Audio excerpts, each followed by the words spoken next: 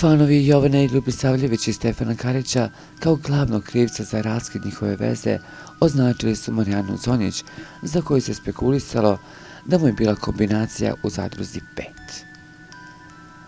5. Vidjela sam i čula da su Stefan i Jovana raskinuli. Očekivala sam to iskreno.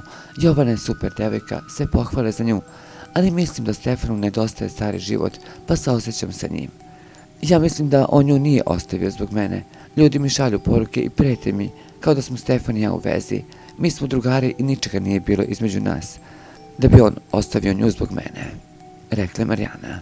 Podsjetimo, Stefan Karić je pre 2 večeri sve šokirao kada je gostujući u emisiji Narod pita javno otkrio da je raskinuo sa Jovanom jer je vršila pritisak na njega.